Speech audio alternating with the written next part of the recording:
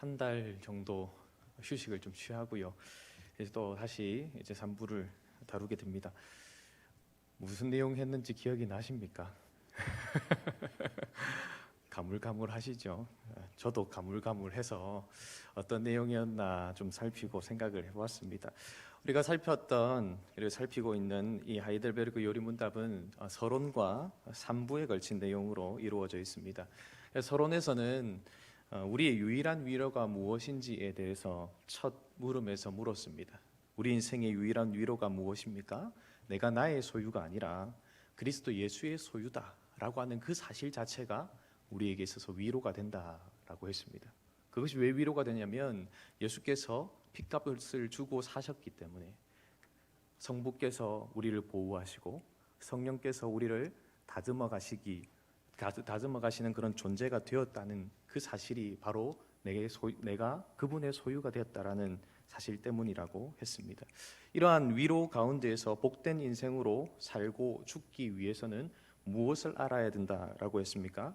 이문의 답입니다. 이문의 답을 한번 읽어보도록 하겠습니다. 함께 읽겠습니다. 시작. 다음에 노란색부터 읽으시면 됩니다. 노란색이 꼭 질문처럼 보이는데 답입니다. 함께 읽겠습니다. 시작. 다음에 세 부분을 알아야 합니다. 첫째, 나의 죄와 비참함이 얼마나 큰가. 둘째, 나의 모든 죄와 비참함으로부터 어떻게 구원을 받는가. 셋째, 그러한 구원을 주신 하나님께 어떻게 감사를 드려야 하는가를 알아야 합니다. 이문의 답변이 바로 하이델베르그 요리문답의 1부에서 3부까지의 내용입니다. 첫 번째 답변이 1부이고요. 두 번째 답변이 2부, 세 번째 답변이 3부입니다. 1부는 3문부터 11문까지의 내용인데요. 그 1부에서 다루는 것이 무엇이냐면 우리의 죄와 비참함이 얼마나 큰지를 다루고 있습니다. 죄와 비참함의 크기를 다룬다라는 거죠. 그리고 2부인 12문에서 85문까지에서는요, 나의 모든 죄와 비참함으로부터 어떻게 구원을 받는지에 대해서 우리가 살폈습니다. 즉 우리의 구속 곧 죄사함에 대해서 다루었습니다. 오늘부터 살피게 되는 3부 86문에서 129문까지는요, 그러한 구원을 주신 하나님께 우리가 어떻게 감사를 드리면서 살아가는가, 즉 우리의 감사의 삶에 관하여 다루게 됩니다. 이 3부의 내용도 세 부분으로 나뉘게 되는데요, 오늘과 다음 주에 살피게 되는 내용은 우리의 감사에 대한 서론격입니다. 그리고 두 가지 부분을 더 다루게 되는데 십계명과 주기도문에 대해서 살핍니다. 이 감사의 부분을 다룰 때에 꼭 기억하셔야 될 것이 있습니다. 감사의 핵심이 무엇이냐는 겁니다. 그 감사의 핵심은 선행입니다. 행동하는 것입니다. 우리가 흔히 감사합니다 라고 할 때, 감사를 표현할 때 말이라고 생각하지 않습니까? 그런데 하나님을 향한 감사는 말뿐만 아니라 행동, 선행으로 이어져야 된다는 겁니다. 즉 하나님의 말씀에 순종하는 그 행동이 선행이라는 것이죠. 그렇다면 오늘 이제 본문의 내용으로 좀 들어가 보도록 하겠습니다. 2부의 내용에서 우리가 함께 생각하고 살폈던 것이 무엇이냐면, 우리는 전적으로 하나님의 은혜에 의한 구원을 받았다라는 것을 배웠습니다. 우리의 공로, 우리의 행함은 우리의 구원에 있어서 어떤 영향력도 줄 수 없다는 겁니다. 내가 아무리 선하게 살고 하나님 말씀에 순종하면서 살았다 하더라도 그것이 우리의 구원에 영향을 미치는 것 없습니다. 단 1도 없습니다. 전적으로 하나님의 은혜에 의하여서 구원을 받았습니다. 왜 이렇게 그 공로가 없음을 강조했냐면, 로마 가톨릭이 공로를 너무 강조했기 때문입니다. 그래서 공로를 가지고 구원받는다고 얘기할 뿐만 아니라 타인의 공로를 이렇게 내가 부여받으면 구원받을 수 있다, 이런 사상까지도 낳게 되었기 때문에 그렇습니다. 구원에 있어서 공로가 전혀 영향을 미칠 수 없다라는 것을 워낙 강조하다 보니까 이런 의문이 생깁니다. 그래서 이 질문이 나온 겁니다. 86문인데요. 함께 질문을 읽어보도록 하겠습니다. 함께 읽겠습니다. 시작. 우리의 공로가 조금도 없이 그리스도에게 오직 은혜로 우리의 죄와 비참함으로부터 구원을 받았는데, 오늘 읽었던 본문의 말씀도 그 은혜에 의하여 믿음으로 말미암아 구원을 받았다고 말합니다. 그리고 그 구원이 뭐라고 합니까? 선물이라고 하죠. 선물은 그야말로 선물입니다. 뭔가를 했기 때문에 받는 것은 선물입니까? 아닙니까? 아니죠. 근데 우리 아이들에게 항상 뭐 하면 뭐 선물해 줄게 이렇게 얘기하잖아요. 선물이 아닙니다. 뭘 했기 때문에 받는 건 대가입니다. 뭘 했으니까요. 근데 우리가 받은 구원은요, 전적인 하나님의 선물이라고 말씀을 하고 있습니다. 그것을 강조하기 위해서 9절에서는 행위에서 난 것이 아니니 이는 누구든지 자랑하지 못하게 함이라 라고 강조해서 거듭 말씀을 합니다. 우리의 공로가 조금도 없이 오직 은혜로 그리스도로 말미암아 구원을 받았다라는 겁니다.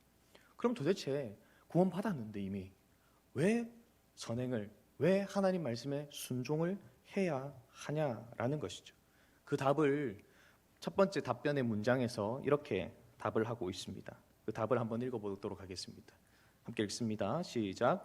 그리스도께서 그의 보혈로 우리를 구속하셨을 뿐 아니라 그의 성령으로 우리를 새롭게 하여 그의 형상을 닮게 하시기 때문입니다. 아멘. 하나님 말씀에 순종을 해야 하는 이유에 대해서, 사실 이 순종을 해야 하는 이유가 해야 하는 이유라기보다는 할 수밖에 없는 이유라고 풀어서 생각하는 것이 좀 더 정확할 것 같습니다. 왜 순종할 수밖에 없게 됐을까요? 우리는 그리스도의 보혈로 구속 곧 죄사함을 받았을 뿐만 아니라 그 죄사함을 받는 순간 우리 안에 누가 거하십니까? 성령 하나님께서 거하십니다. 그리고 그 거하시는 성령 하나님께서 우리로 하여금 그리스도를 닮은 그 성품으로 변화시켜 갑니다. 오늘 본문은 그것을 그의 형상을 담게 하신다라고 표현을 하고 있지 않습니까? 오늘 읽었던 본문 에베소서 2장 10절 말씀에서도 그것을 이야기를 하면서 강조합니다. 우리가 그분의 작품이라고 말하면서 그리스도 예수 안에서 선한 일을 위하여 지음받았다라고 말합니다. 순종하는 자 되도록 지음받았고 순종하는 자 되었기에 우리 안에 계신 성령으로 말미암아 선행 순종을 할 수 있다라는 것입니다. 말씀을 따르는 삶으로 이어진다라는 거죠. 이 답은 많은 그리스도인이 갖고 있는 구원에 관한 오해를 교정해 주는 것입니다. 많은 그리스도인들이 예수를 믿으면 천국행 티켓을 얻었기 때문에 구원에 관한 것은 끝났다라고 생각합니다.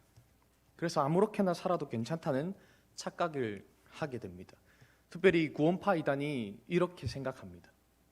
구원받았으니 아무렇게 살아도 되고, 구원받았기 때문에 내 죄가 다 사함받았기 때문에 예수 믿은 이후로 죄 짓는 것은 회개조차 하지 않아도 된다라고 가르칩니다.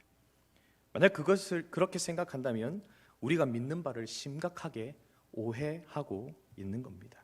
성경은 절대 그렇게 말하지 않습니다. 우리가 예수님을 믿으면 하나님 나라 백성이 되는 것이 맞습니다. 하지만 그것으로 끝이 아닙니다. 구원을 향해서 우리는 달려가고 있습니다. 그리스도께서 성령으로 우리를 새롭게 하여서 우리를 그의 형상을 닮아가도록 끊임없이 지금도 빚어가고 계신다라는 것입니다. 성도가 구속 곧 죄사함을 받아서 하나님의 나라의 백성, 하나님의 자녀가 되면 그 이후의 삶이 따라오게 된다라는 겁니다. 그 삶이 이어져야 한다라는 것입니다.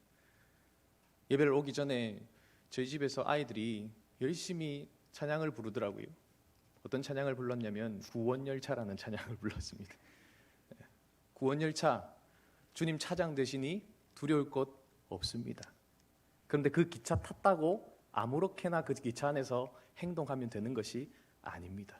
그 기차를 탄 자답게 행동해야 되는 겁니다. 구원의 방주를 올라탔다고 해서 아무렇게나 행동해도 되는 것이 아니라 구원의 방주를 탄 자답게 살아가야 된다라고 말씀하고 있는 것입니다. 구주께서 보내신 그 성령으로 구주께서 우리를 새롭게 하십니다. 하나님의 형상을 닮아가도록 빚어가고 계신다라는 것입니다. 주 안에서 사랑하는 성도 여러분, 성경이 말하는 선행, 즉 하나님의 말씀에 순종하는 삶은 아무나 할 수 있는 것이 아닙니다. 오직 성령에 의하여 거듭난 사람, 새로워진 사람만이 할 수 있는 것입니다. 성령 하나님을 통해서 그리스도와 연합을 이룬 사람만이 할 수 있는 것이 선행 순종입니다. 그렇기에 이 순종은요, 구원을 받을 수 있도록 하는 어떤 이유가 아니라 이미 구원을 얻은 사람이 자연스럽게 맺는 열매입니다. 내가 구원받았다라는 사실이 열매로, 즉 순종으로 나타난다라는 것이죠. 죄와 비참 아래에 있는 사람은 살면서 하나님의 진노만을 쌓을 뿐입니다. 우리가 볼 때야, 참 저 사람은 예수 안 믿는 것 빼고는 최고다, 이런 사람들 있잖아요. 참 성실하게 살아가고 법 없이도 살 것 같고 그렇게 살아가는 그 사람 보면서 엄지척할 수 있지만, 여러분, 그 사람은요 하나님의 진노를 쌓고 있는 겁니다. 왜 그렇습니까? 아무리 좋은 일을 많이 하고 선한 일을 하고 그렇게 살아간다 할지라도 그것을 행하는 이유 자체가 자기 중심적이기 때문입니다. 하나님이 없는 행동이기 때문에 그러하다라는 것입니다.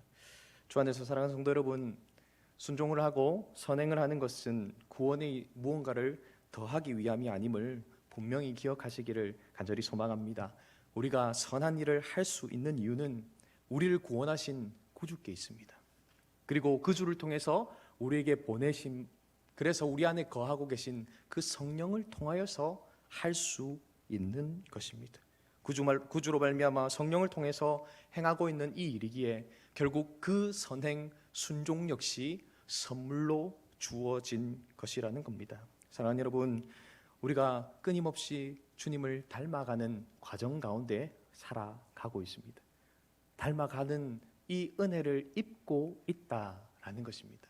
사랑하는 여러분, 이 사실을 기억하고 닮아가는 과정 속에서 내 모습이 주님 닮은 모습으로 빚어져가는 그 모습을 기대하고 또 소망하며 그렇게 주님께 감사를 올려드리는 저와 여러분 되기를 간절히 소망합니다. 그렇다면 선을 행할 수 있는 이유를 우리에게 허락하셔서 우리로 하여금 선, 즉 순종을 하도록 하시는 목적이 무엇일까요? 오늘 요리문답의 답의 두 번째 문장은 그것을 이야기하고 있는데요, 그 문장을 한번 읽어보도록 하겠습니다. 답을 화면에서 한번 보시겠습니다. 이것은 이란 시작되는 부분입니다. 함께 읽겠습니다. 시작. 이것은 우리가 모든 삶으로서 하나님의 은덕에 감사하고 하나님께서 우리를 통해 찬양받으시기 위함이며, 또한 우리 각 사람이 그 열매로서 자신의 믿음의 확신을 얻고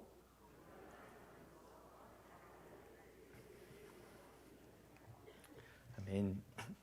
오늘 요리문답의 86문의 답에서 선을 행하도록 하시는 목적 4가지를 이야기하고 있습니다.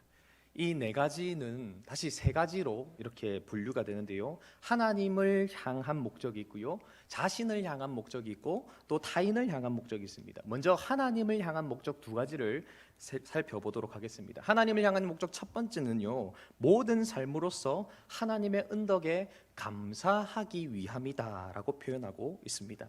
우리가 선을 행하는 것, 즉 우리가 순종하면서 살아가는 것은 하나님의 은혜와 덕에 대한 감사의 표현입니다. 하나님의 복주심에 대해서 말로 감사할 뿐만 아니라 그 은혜로 맺어진 열매인 선행을 하나님께 돌려드리면서 감사한다라는 것입니다. 하나님께 감사하며 선행을 하는 것은 앞에서도 언급했듯이 그 선행이 우리의 힘으로 이루어진 것이 아니라 오직 성령의 은혜로 된 것이기에 그것을 통해서 우리는 더욱더 감사를 표현하게 된다라는 것이죠. 주 안에 사랑하는 여러분, 우리 자신의 죄와 비참함을 철저하게 깨닫고 오직 구주 예수로 인하여 그 죄와 비참함으로부터 구원받았음을 깨닫는 자는 어떤 상태가 되겠습니까? 감사할 수밖에 없겠죠. 내가 얼마나 비참했고, 내가 죄로 인하여서 그 허물과 죄로 인하여서 죽었고 단 한 톨도 소망이 없던 자였는데 그런 자를 구주께서 건져주셨습니다. 어떻게 건져주셨습니까? 자신을 내어주심으로 건져주셨습니다. 이 은혜를 제대로 안다면 자연스럽게 감사가 솟아날 수밖에 없습니다. 왜 그렇습니까? 우리 안에 계신 성령께서 감사를 샘솟게 하시기 때문에 그렇습니다. 그 샘솟는 감사는 입술로 그리고 삶의 행동으로 나타나게 되는 것입니다. 주 안에서 사랑하는 성도 여러분, 우리에게 구원을 베푸신 그 놀라운 은혜를 늘 기억하고 우리 안에 계신 성령으로 말미암아 감사가 날마다 샘솟는 삶을 살아가시기를 주님의 이름으로 축복합니다. 두 번째로, 하나님을 향하여 어떤 목적을 가지고 그렇게 선을 행하도록 하십니까? 하나님께서 우리를 통해 찬양받으시기 위함이다라고 말씀하고 있습니다. 하나님은 우리의 삶을 통해서 찬양, 즉 영광 받으시기를 원하십니다.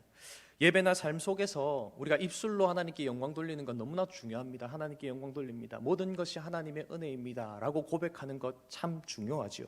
그런데 더욱더 중요한 것은 입술과 삶이 일치하는 것입니다. 함께 가는 것이 중요합니다. 왜 그렇습니까? 하나님이 그것을 요청하고 계시기 때문에 그렇습니다. 고린도전서 6장 19절에서 20절 말씀입니다. 함께 읽어보도록 하겠습니다. 시작. 너희 몸은 너희가 하나님께로부터 받은 바 너희 가운데 계신 성령의 전인 줄을 알지 못하느냐? 너희는 너희 자신의 것이 아니라 값으로 산 것이 되었으니 그런즉 너희 몸으로 하나님께 영광을 돌리라. 아멘. 우리가 그리스도의 핏값, 그 핏값으로 속량을 받은 자, 성령님께서 거하시는 성전이 되었기 때문에 우리의 몸으로서 하나님께 영광을 돌리라고 합니다. 즉 우리의 삶으로서 하나님께 영광 돌리라는 겁니다. 입술만 움직이는 영광 돌림이 아니라 우리의 삶으로, 행동으로 이어지는 영광 돌림이 있어야 한다라고 말씀합니다. 선한 행실로 행하는 것, 순종의 삶을 살아가는 것, 구원받기 위함도 어떤 공로를 쌓기 위함도 아닙니다. 하나님의 은혜에 그저 감사하고 또 감사해서 이 삶으로 하나님을 드러내고 싶어서 그렇게 순종하는 삶을 사는 것입니다. 또한 그것이 하나님께서 우리에게 명령한 우리의 본분이기에 하나님께 감사와 찬양을 올려드리는 것입니다. 사랑하는 여러분, 날마다 우리의 삶의 순종이 넘침으로 그 샘솟는 감사와 찬양을 우리의 몸과 우리의 삶으로 하나님께 올려드릴 수 있기를 주님의 이름으로 소망합니다. 자, 그렇다면 두 번째로 자신을 향한 목적은 무엇일까요? 그 목적에 대해서 이렇게 말하고 있습니다. 우리 각 사람이 그 열매로서 자신의 믿음의 확신을 얻기 위함이라는 겁니다. 우리 한 사람 한 사람, 모든 사람이 그 열매, 그 선을 행함, 순종의 열매로서 자기 자신의 믿음에 대한 확신을 얻는다라는 겁니다. 우리 구주께서 마태복음 7장 17절에 18절에 이렇게 말씀합니다. 이와 같이 좋은 나무마다 아름다운 열매를 맺고 못된 나무가 나쁜 열매를 맺나니 좋은 나무가 나쁜 열매를 맺을 수 없고 못된 나무가 아름다운 열매를 맺을 수 없느니라. 아멘. 열매로 그 나무가 어떤 나무인지를 안다라는 겁니다. 좋은 나무는 당연히 아름다운 열매를 맺을 것이고 못된 나무, 그 나무는 나쁜 열매를 맺을 수밖에 없다라는 것입니다. 우리의 삶에 하나님께서 기뻐하실 만한 행동, 선한 행동, 순종의 삶이 있다면 그 삶이, 그 행동이 내가 좋은 나무, 구주께 속한 나무인 것이 증명된다라는 것입니다. 우리가 구주께 속한 나무라면 어떤 열매가 우리의 삶 가운데 맺어집니까? 우리가 열매 하면 딱 떠오르는 구절이 있죠. 갈라디아서 5장 22절 23절은 성령의 열매에 대해서 이렇게 말씀합니다. 함께 읽겠습니다. 시작. 오직 성령의 열매는 사랑과 희락과 화평과 오래 참음과 자비와 양성과 충성과 온유와 절제니 이 같은 것을 금지할 법이 없느니라. 아멘. 나의 삶 가운데에 이러한 성령의 열매가 조금씩 맺혀져 가는 것을 보면 내가 구주께 속한 자라는 것을 스스로가 깨닫게 된다는 겁니다. 그래서 나의 믿음에 대해서 확신하게 된다는 것이죠. 사도 베드로는 이 열매를 신성한 성품, 하나님을 닮은 성품이라고 말합니다. 그래서 베드로후서 1장 4절에서 신성한 성품에 참여하라라고 말을 하면서 5절에서 7절까지 그 신성한 성품이 어떻게 드러나는지를 설명하고 있습니다. 함께 베드로후서 1장 5절에서 7절 말씀을 읽겠습니다. 시작. 그러므로 너희가 더욱 힘써 너희 믿음의 덕을, 덕의 지식을, 지식의 절제를, 절제의 인내를, 인내의 경건을, 경건의 형제 우애를, 형제 우애의 사랑을 더하라. 아멘. 이 8가지가 바로 신성한 성품, 선한 행동을 말하고 있습니다. 이러한 일을 행할 것을 강하게 강조하면서 사도는 이 단락을 이렇게 마무리하고 있는데요. 베드로후서 1장 10절에서 11절 말씀입니다. 함께 베드로후서 1장 10절에서 11절 말씀을 읽어보겠습니다. 시작. 그러므로 형제들아 더욱 힘써 너희 부르심과 택하심을 굳게 하라. 너희가 이것을 행한즉 언제든지 실족하지 아니하리라. 이같이 하면 우리 주 곧 구주 예수 그리스도의 영원한 나라에 들어감을 넉넉히 너희에게 주시리라. 아멘. 8가지 신성한 성품이 삶에 묻어난다면 그 사람은 구주 예수 그리스도의 영원한 나라에 들어감을 넉넉하게 얻게 될 것이라고 말씀하고 있습니다. 주 안에서 사랑하는 성도 여러분, 매일매일의 우리의 삶 가운데에 이러한 열매가 맺히고 이러한 성품이 묻어나기를 간절히 소망합니다. 이런 열매가 주렁주렁 열리고 이러한 성품이 온 삶에 묻어나면 얼마나 좋겠습니까? 그런데 열매라고 하는 것에 특성이 있습니다. 특징이 있습니다. 뭡니까? 쉽사리 맺힌 것이 아니라는 겁니다. 나무 심었다고 열매가 뽕 하고 나지 않은 게 아니지 않습니까? 제가 3년 전에 한라봉을 하나 먹다가 씨가 씹히더라고요. 그래가지고 화분에 심었습니다. 날 거라고 기대도 안 하고 심었는데요, 나더라고요. 그리고 3년 동안 기르고 있습니다. 그런데 올해도 걸렀습니다. 꽃이 안 피더라고요. 열매가 나지 않습니다. 그래도 한 해 더 키워보자고 저희 아들들이랑 이야기했습니다. 한 해만 더 키우자. 저희 아내는 뽑아버리자 계속 그러고 있는데 저는 한 해만 더 키워보자 하고 있습니다. 심었다고 바로 나지 않지 않습니까? 시간이 필요합니다. 세월이 필요합니다. 우리의 삶 가운데도 마찬가지입니다. 그리스도를 닮은 이 성령의 열매가 맺혀가는 것, 그리고 그리스도의 그 신성한 성품이 우리 삶에 묻어나는 것은 세월이 필요한 일이라는 것입니다. 그리고 구주를 믿은 연수가 쌓여가면 쌓여갈수록 이 열매가, 이 성품이 연결어가고 우리의 삶 가운데 풍성하게 묻혀있는 모습이 보이기를 주님의 이름으로 소망합니다. 사랑하는 여러분, 우리 안에 계신 성령께서 그 일을 하고 계십니다. 우리의 힘으로 할 수 있는 것이 아니라 우리를 도우시고 우리 안에 함께 하시는 그분이 우리를 그렇게 만들어가고 이끌어가고 계심을 기억하시기를 바랍니다. 자, 그러면 선을 행하는 세 번째 목적, 즉 타인을 향한 목적은 무엇입니까? 이 타인을 향한 목적은 이렇게 오늘 요리문답에서는 이야기하고 있는데요, 경건한 삶으로서 다른 사람을 그리스도에게 인도하기 위함이다라고 말하고 있습니다. 우리의 삶, 우리의 경건한 삶으로서 다른 이들을, 즉 예수님을 모르는 이들을 그리스도께로 이끌기 위함이라고 말하고 있습니다. 베드로전서 2장 12절 말씀은 이렇게 말씀하고 있습니다. 너희가 이방인 중에서 행실을 선하게 가져 너희를 악행한다고 비방하는 자들로 하여금 너희 선한 일을 보고 오시는 날에 하나님께 영광을 돌리게 하려 함이라. 아멘. 행실을 선하게 가지라, 즉 하나님 말씀에 순종하는 삶을 살아가라고 강조하고 있습니다. 그런데 그 당시에 베드로 전서를 받았던 이 수신자들은 다른 사람들로부터 저 악한 사람들을 봐라 이런 이야기를 듣고 있었습니다. 왜냐하면 이 예수 믿는 사람들은 그 예수 안 믿는 사람들이 행하고 있는 그 문화를 거절했거든요. 왜냐하면 그 문화 자체가 다 우상숭배의 문화였기 때문에 거절할 수밖에 없었습니다. 그러니까 자신들의 문화를 거절하고 자신들이 섬기는 신을 섬기지 않으니 어떻게 비방한 겁니까? 악행한다고, 악을 저지르고 있다라고 그렇게 비방을 했습니다. 그러한 자들을 향하여서 어떤 모습을 보이라고 합니까? 선한 일을 보이라는 겁니다. 하나님 말씀에 그럼에도 불구하고 순종하는 삶, 묵묵하게 그것을 견디고 행하는 삶을 보이라는 겁니다. 그렇게 보이면 어떻게 된다는 겁니까?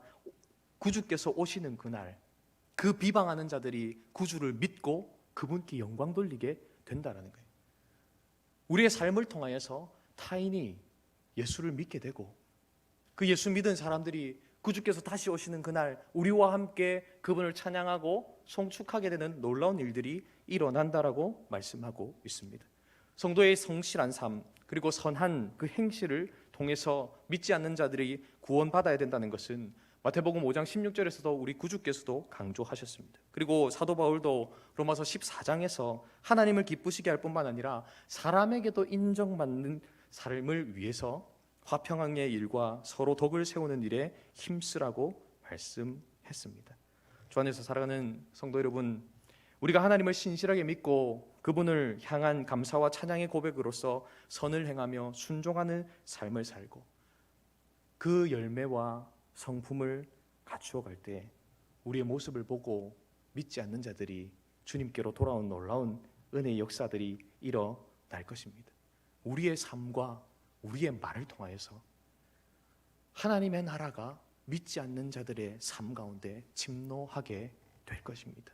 이것을 기억하고 묵묵하게 우리의 삶 가운데에서 이 선행의 삶, 순종의 삶을 살아낼 수 있기를 주님의 이름으로 소망합니다.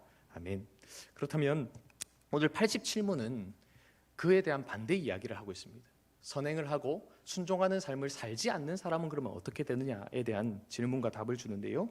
87문은 이렇게 질문합니다. 감사치도 않고 회개하지 않는 삶을 계속 살면서 하나님께로 돌이키지 않는 사람들도 구원을 얻을 수 있습니까? 여러분이 생각하는 답은 무엇입니까? 구원받을 수 있겠습니까? 87문은 이렇게 답을 내리고 있습니다. 답을 함께 읽어보겠습니다. 시작. 결코 구원을 받을 수 없습니다.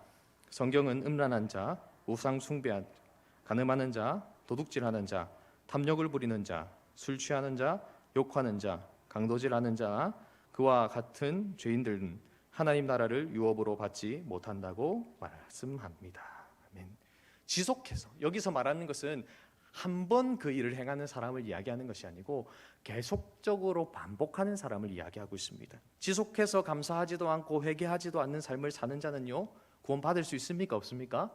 구원받을 수 없습니다. 그런데 그 이유가 굉장히 중요합니다. 그 이유가 무엇입니까? 그 사람은 구원받은 적이 없는 사람이기 때문입니다.